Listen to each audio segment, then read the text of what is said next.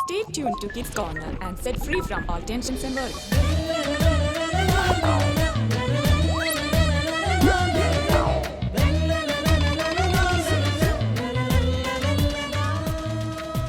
Praise God. ഇന്നത്തെ kids കോർണറിലേക്ക് എൻ്റെ എല്ലാ കൂട്ടുകാർക്കും സ്വാഗതം. നമ്മൾ കഴിഞ്ഞ ആഴ്ച സംസാരിച്ചത് കുമ്പസാരത്തെക്കുറിച്ചാണ്. നിങ്ങളുടെ സംശയങ്ങളൊക്കെ തീർന്നായിരുന്നോ? ഇല്ലല്ലേ? അപ്പം നമുക്ക് ബാക്കിയുള്ള സംശയങ്ങളും കൂടി ഇന്ന് തീർക്കാം. ഈ കുമ്പസാരവും ഒരു വളരെ വലിയ ടോപ്പിക്കാണ്. നമ്മളൊരു കഴിഞ്ഞ 2 ആഴ്ചകൾ മുമ്പ് കത്തോലിക്ക സഭയെക്കുറിച്ച് കുറേ എപ്പിസോഡുകളായിട്ട് സംസാരിച്ചല്ലേ? അതേപോലെ തന്നെ കുമ്പസാരവും ഒരു വലിയ ടോപ്പിക്കാണ്. അപ്പോൾ ഇന്ന് നിങ്ങളുടെ ബാക്കിയുള്ള സംശയങ്ങളും കൂടെ നമുക്ക് അച്ഛനോട് തീർക്കാം.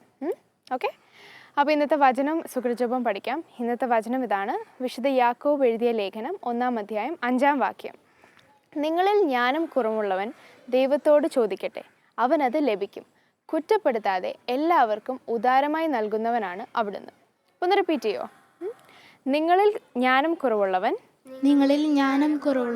ദൈവത്തോട് ചോദിക്കട്ടെ, അത് അവന് ലഭിക്കും. കുറ്റപ്പെടുത്താതെ എല്ലാവർക്കും ഉദാരമായി നൽകുന്നവനാണ് അവിടുന്ന്. ഓക്കെ. ഈ സുകൃജപം. ദൈവമേ, അങ്ങയുടെ ജ്ഞാനത്താൽ എന്നെ നിറയ്ക്കണമേ. ദൈവമേ, അങ്ങയുടെ ജ്ഞാനത്താൽ എന്നെ നിറയ്ക്കണമേ. ഓക്കെ. അപ്പം നമുക്ക് വേഗം അച്ഛൻ്റെ അടുത്തേക്ക് പോവാം. കുമ്പസാരം എന്ന കൂതാശ പാപം ചെയ്യാനുള്ള ലൈസൻസ് ആണോ അച്ഛാ? ഈ സുസൻ ഇപ്പോൾ ചോദിച്ച ചോദ്യം വേറെ രീതിയിൽ പല ആൾക്കാരും ചോദിക്കാറുണ്ട്. ഈ നമ്മൾ എന്തിനാ കുമ്പസാരിക്കണം? നമ്മൾ വീണ്ടും പാപം ചെയ്യും. പാപം ചെയ്തിട്ട് പിന്നെയും കുമ്പസാരിക്കേണ്ട ആവശ്യമുണ്ട്. അപ്പോൾ ചില ആൾക്കാർ പറയും, അപ്പോൾ അത് ലൈസൻസ് അല്ലേ പിന്നെയും പാപം ചെയ്യാനുള്ളതെന്ന് ചോദിക്കാറുണ്ട്. അതിന് ഒത്തിരി ഉള്ളൂ. നിങ്ങൾ ഫുട്ബോളൊക്കെ കളിക്കുന്ന പിള്ളേരുണ്ടല്ലോ അല്ലേ? ഫുട്ബോൾ കളിച്ച് നിങ്ങളുടെ ഷർട്ടൊക്കെ ആകെ മുഷിഞ്ഞ് ചേറൊക്കെ പറ്റി വിയർത്ത് ഒലിച്ച് നിങ്ങൾ വീട്ടിൽ വരുമ്പോഴേക്കും നിങ്ങളുടെ അമ്മ പറഞ്ഞാണ്, നാളെ നീ വീണ്ടും കളിക്കാൻ പോകും, അതുകൊണ്ട് ഇത് അലക്കണില്ല, നീ ഇതന്നെ ഇട്ടിച്ച് പോയാൽ മതി എന്ന് പറയുമോ? അങ്ങനെ ഏതെങ്കിലും അമ്മമാർ പറയുമോ? അമ്മമാർക്ക് അറിയാം അവരലക്കും, എന്താ നാളെ നിങ്ങൾ വീണ്ടും പോയി കളിക്കും, പിന്നെ അഴുക്കാവും. കുമ്പസാരത്തിൽ അങ്ങനെ തന്നെ. നമ്മൾ വീണ്ടും പാവം, നമ്മൾ മനുഷ്യരാണ്, നമ്മൾ വീണ്ടും പാപം ചെയ്യും. പക്ഷേ നമുക്ക് ദൈവത്തിൻ്റെ കൃപ വേണം. കുമ്പസാരം എന്ന് പറഞ്ഞാൽ കൂദാശ എന്ന് പറയണേ. കൂദാശ എന്ന് പറയുന്നത് കാണപ്പെടാത്ത ദൈവത്തിൻ്റെ കൃപകൾ കിട്ടുന്ന കാണപ്പെടുന്ന അടയാളമാണ്. അപ്പോൾ ദൈവത്തിൻ്റെ കൃപയാണ് കുമ്പസാരത്തിൽ നമുക്ക് കിട്ടുന്നത്. അതാണ് കുമ്പസാരക്കൂടിൻ്റെ കൃപയുടെ കൂടെന്ന് പറയണത്. അപ്പോൾ എനിക്ക് പാപം ചെയ്യാനുള്ള ലൈസൻസ് അല്ല കുമ്പസാരം, മറിച്ച് പാപം ചെയ്യാതിരിക്കാനുള്ള കൃപയുടെ ലൈസൻസാണ്. അങ്ങനെയാണ് എന്നെ കാണുന്നത്. എൻ്റെ കൂട്ടുകാരൻ വർഷത്തിലൊരിക്കലേ കുമ്പസാരിക്കുള്ളൂ, അത് മതിയോ? നമുക്ക് തിരുസഭയുടെ കൽപ്പനകൾ 5 ഉണ്ട്. അതിൻ്റെ അകത്ത് ആണ്ടിലൊരിക്കലെങ്കിലും കുമ്പസാരിക്കണമെന്നാണ് പറഞ്ഞിട്ടുള്ളത്. ആണ്ടിലൊരിക്കൽ കുമ്പസാരിച്ചാൽ മതി എന്നല്ല, ആണ്ടിലൊരിക്കലെങ്കിലും കുമ്പസാരിക്കണം. അതിനർത്ഥം എന്താ? നമ്മുടെ കുമ്പസാരം എന്ന് പറയുന്നത് അപ്പോഴെങ്കിലും ഒരു വർഷത്തിലെങ്കിലും നീ കുമ്പസാരിക്കണമെന്നാണ് സഭ പറയുന്നത്. അപ്പോൾ കൂടെ കുമ്പസാരിക്കേണ്ടത് ആവശ്യമാണ്. ഞാൻ നേരത്തെ പറഞ്ഞ പോലെ ദൈവത്തിൻ്റെ കൃപ നമുക്ക് ആവശ്യം ഉണ്ട്. അതുകൊണ്ട് കുമ്പസാരിക്കുന്നിടത്തോളം കൂടുതൽ നമുക്ക് കൃപ കിട്ടും. ഉദാഹരണത്തിന് പരിശുദ്ധ കുർബാന കൂദാശയാണ്. പരിശുദ്ധ കുർബാന നമ്മൾ ഒരു തവണ മാത്രം സ്വീകരിക്കുന്നുള്ളൂ. നമുക്ക് എപ്പോഴൊക്കെ സ്വീകരിക്കാൻ പറ്റുന്നു അപ്പോഴൊക്കെ നമ്മൾ കുർബാനയിൽ കൂടി പരിശുദ്ധ കുർബാന സ്വീകരിക്കുന്നുണ്ട്. ഇതുപോലെ തന്നെയാണ് കുമ്പസാരത്തെ കാണുന്നത്. ഞാൻ ഓരോ തവണ കുമ്പസാരിക്കുമ്പോഴും ദൈവത്തിൻ്റെ കൂടുതൽ കൃപ എനിക്ക് കിട്ടുന്നുണ്ട്. പിന്നെ നമ്മൾ വിശുദ്ധരുടെ ജീവിതങ്ങൾ വായിക്കുമ്പോൾ അറിയാം, അവർക്ക് ആഴ്ചയിൽ കുമ്പസാരിക്കുന്ന ആൾക്കാരാണ്. ആഴ്ചയിൽ കുമ്പസാരിക്കുമ്പോൾ അതിൻ്റെ പ്രത്യേകത നമ്മുടെ ആത്മാവിന് കിട്ടും, അല്ലെങ്കിൽ ജീവിതത്തിന് അങ്ങനെ ഒരു മാറ്റം ഉണ്ടാവും. അപ്പോൾ ആ രീതിയിൽ നമ്മൾ കൂടെ കുമ്പസാരിക്കേണ്ടത് അത് ഓരോരുത്തർ തീരുമാനിക്കണം. ഓരോരുത്തർ ആത്മാവിൻ്റെ സ്ഥിതിയെക്കുറിച്ച് അവർക്ക് അറിയാൻ പറ്റും. അപ്പോൾ അവർ തീരുമാനിക്കണം, ഞാൻ കുമ്പസാരിക്കേണ്ടത് 1 മാസത്തിലാണോ, അല്ലെങ്കിൽ 2 ആഴ്ച കൂടുമ്പോഴോ, ഒരാഴ്ച കൂടുമ്പോൾ. നമ്മൾ കുട്ടികളെ സംബന്ധിച്ചിടത്തോളം നമ്മൾ ഒരാഴ്ച കൂടുമ്പോൾ 2 ആഴ്ച കൂടുമ്പോൾ കുമ്പസാരിക്കുന്നതാണ് ഏറ്റവും നല്ലത്. കുമ്പസാരിക്കുമ്പോൾ അടുത്തുള്ളവരെല്ലാം കേൾക്കില്ലേ? കുമ്പസാരിക്കുമ്പോൾ ശരിക്കും പറഞ്ഞാൽ നമ്മൾ സ്വകാര്യം പറയണവരെ പറയണം, അല്ല അച്ഛൻ്റെ ചെവിയിലല്ലേ പറയണേ. നമ്മളൊരു 1 കിലോമീറ്റർ ദൂരെ നിന്നാണ് പറയണേ. അല്ല പിന്നെ അവിടെ വന്നിട്ട് അച്ഛോ ഞാൻ പാവം ചെയ്തെന്ന് പറയുമോ? നമ്മൾ അങ്ങനെ പറയാറില്ല. നമ്മൾ വളരെ സ്വകാര്യത്തോടെ സങ്കടത്തോടെയാണ് സാധാരണ കുമ്പസാരിക്കുന്നത്. വെച്ചാൽ നമ്മൾ പാപം ചെയ്യുന്ന വിഷമൊക്കെ ഉണ്ടാവും. അപ്പോൾ അടുത്തുള്ളവർ പിന്നെ അടുത്തുള്ളവർ നമ്മൾ പറയുന്ന പാപങ്ങൾ കേൾക്കാൻ നിൽക്കുന്നവരല്ല, അവർ നമ്മളെപ്പോലെ കുമ്പസാരക്കാൻ നിൽക്കുകയാണ്. അപ്പോൾ നമ്മൾ ശബ്ദം കുറച്ച് പറയേണ്ടതാണ് നമ്മുടെ ഉത്തരവാദിത്വം. അത് നമ്മൾ സ്വകാര്യമായിട്ട് പറയുന്നൊരു കാര്യമാണ്. അത് മറ്റുള്ളവർ കേൾക്കൂല. നമ്മൾ വളരെ ശബ്ദം താഴ്ത്തിയല്ലേ പറയുള്ളൂ. അപ്പോൾ ആ രീതിയിലാണ് കുമ്പസാരിക്കേണ്ടത്. ചെവി കേൾക്കാത്ത ഒരു അച്ഛനോട് കുമ്പസാരിച്ച എൻ്റെ പാവങ്ങൾ ക്ഷമിക്കപ്പെടുമോ?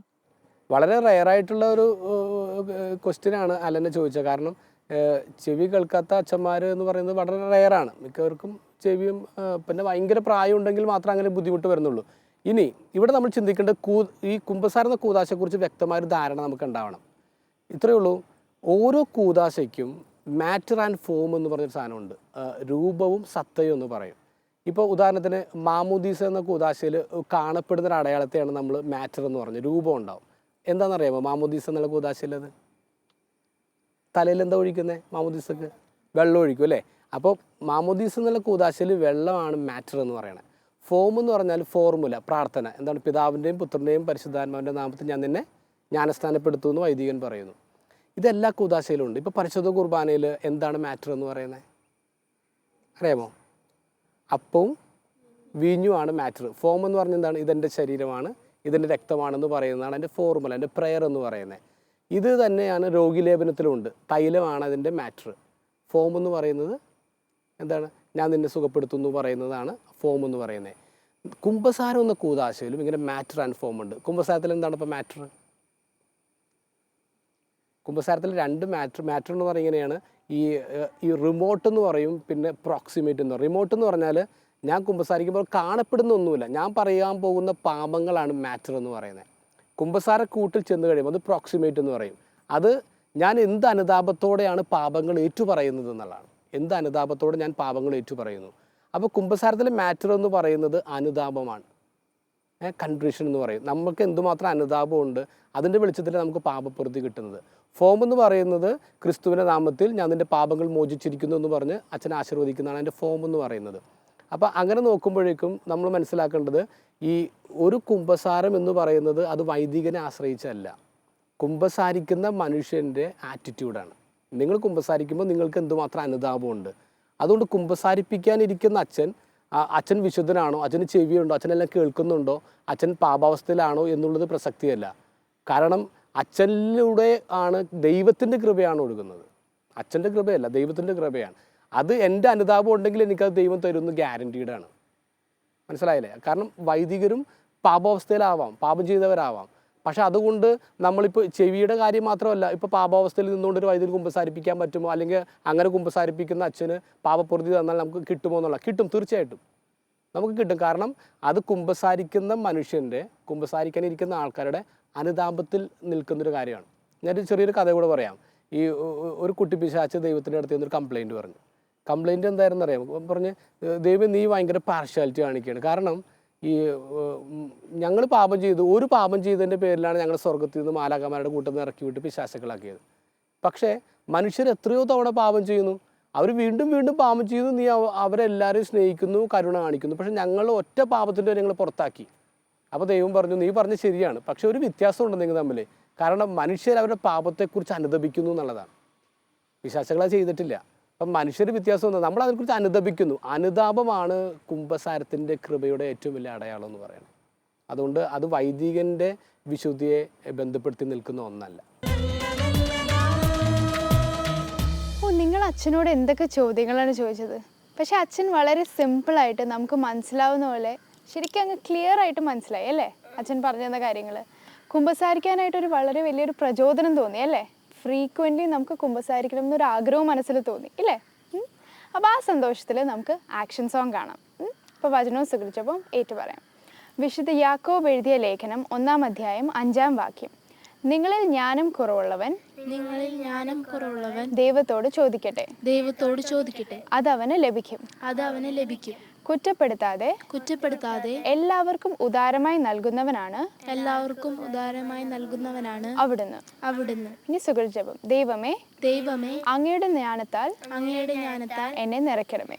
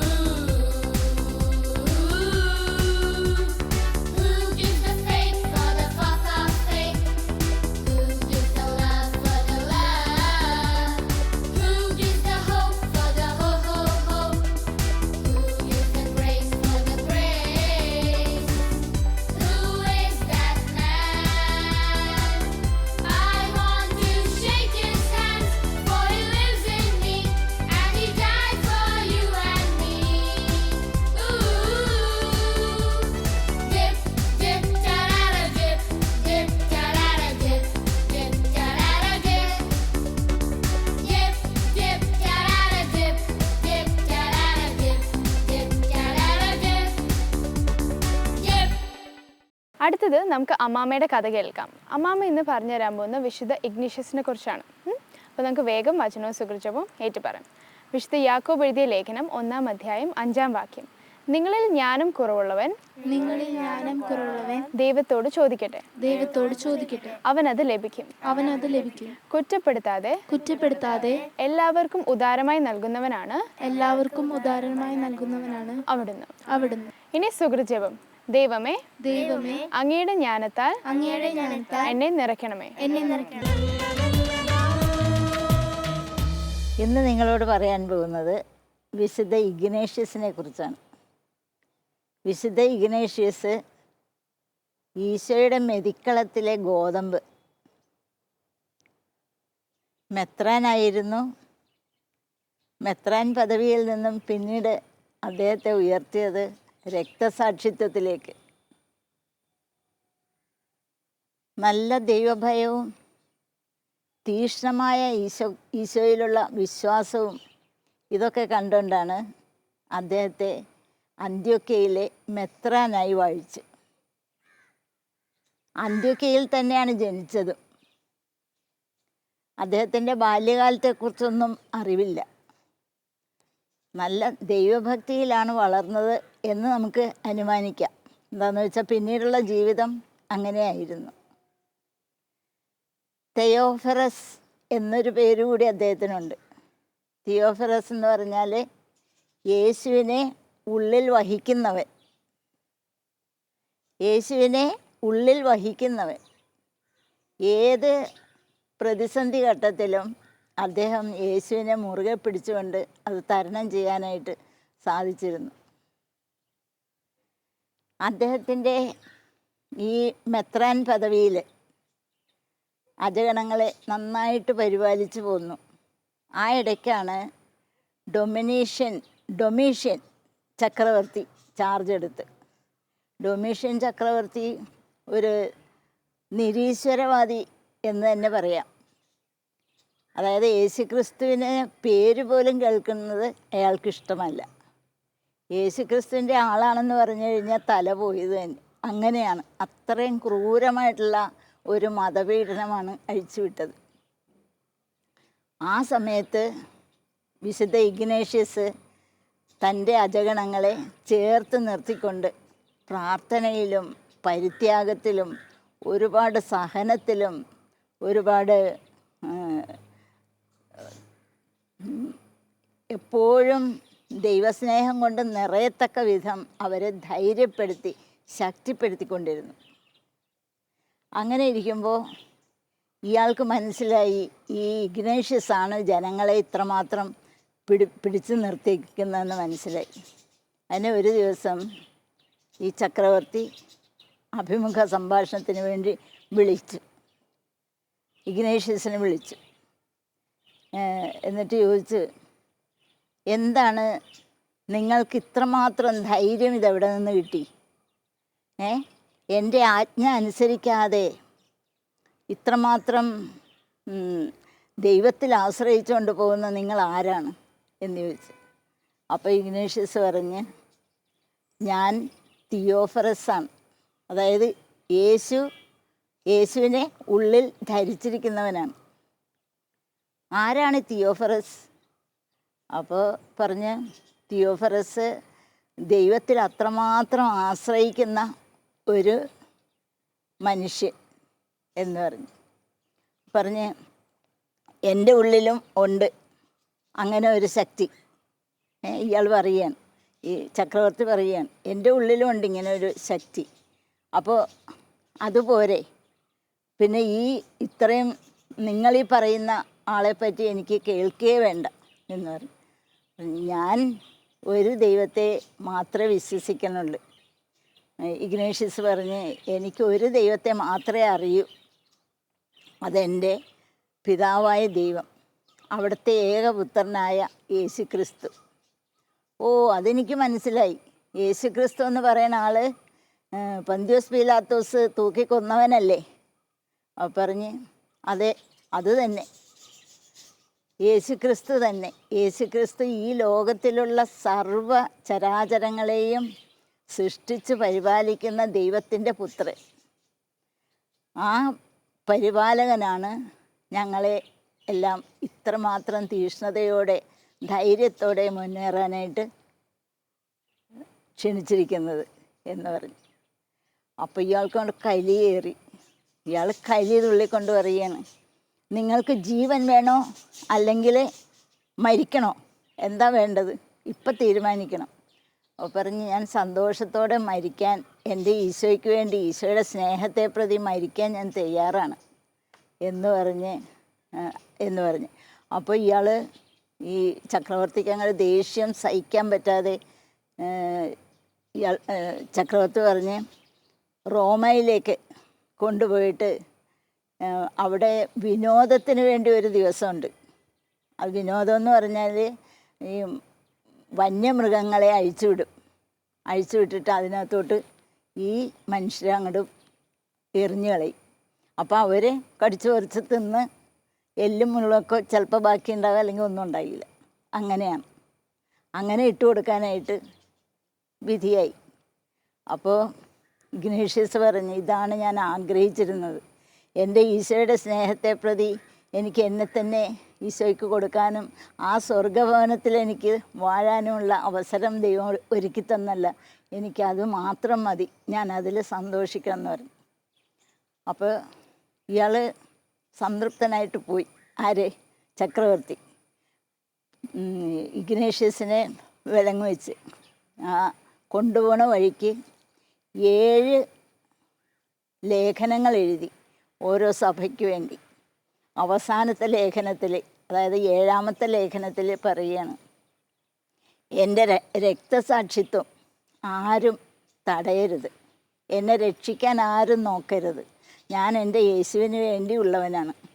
നിങ്ങളും അതുപോലെ ധൈര്യത്തോടെ യേശുവിന് വേണ്ടി നമുക്ക് സ്വർഗഭവനത്തിൽ ഒന്നിച്ചു ചേരാം എന്ന് പറഞ്ഞുകൊണ്ട് രക്തസാക്ഷിത്വം ഏറ്റെടുക്കുകയും.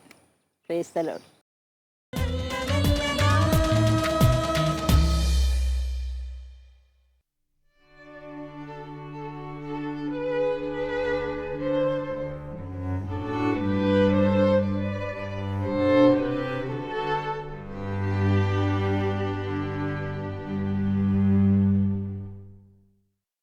നല്ല കുമ്പസാരത്തിനായി കത്തോലിക്ക സഭ നമ്മളെ 5 കാര്യങ്ങളാണ് ഓർമ്മിപ്പിക്കുന്നത്. അത് ഇതൊക്കെയാണ്. 1, നമ്മൾ ചെയ്തു പോയ പാപങ്ങൾ ഓർക്കുക.